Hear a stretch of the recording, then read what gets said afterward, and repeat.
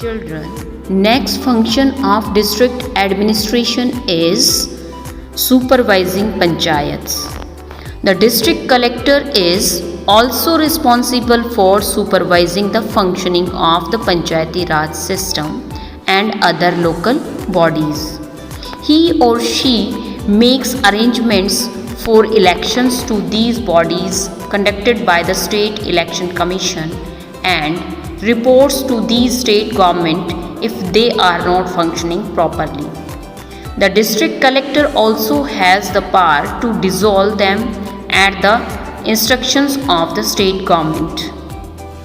Next is providing relief work. The people of a district might be affected by natural disasters like floods, earthquakes, volcanic eruptions, droughts, epidemics, etc., or man-made disasters like fire and vehicular accidents. In case of a disaster like these, the concerned district administration forms disaster management team and does whatever it can to provide relief to the people. If the calamity is too big for it to handle single-handedly, then it seeks the help of surrounding districts or state or central government. It is the duty of all citizens to come to the aid of the district administration in case of a disaster. Next is judicial administration. A district is a unit for administration of justice also. Different types of legal offences and disputes can occur in a district. This judicial administration of a district helps in resolving them. The courts of law at the district level are divided into two broad categories dealing with civil and criminal cases. Civil cases are private cases that involve individuals, groups, while criminal cases involve crimes committed against the law of the state. Thus, when a crime occurs, it is the police that play the important role. While in a civil case, the involved people can go to the court of law directly. Judicial officers and their work.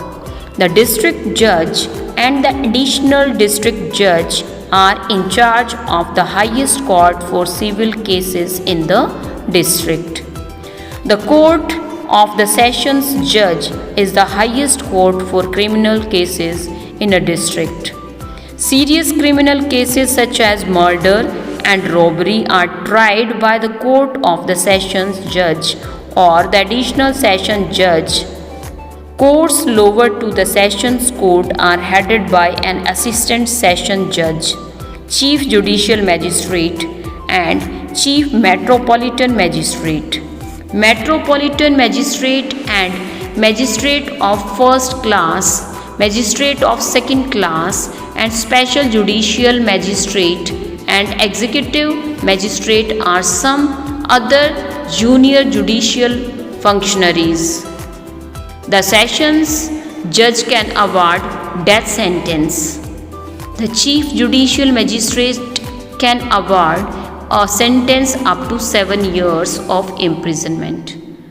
A magistrate or first class can award maximum sentence up to 3 years of imprisonment or a fine or both. A magistrate of second class can award a maximum sentence up to 2 years of imprisonment or a fine or both.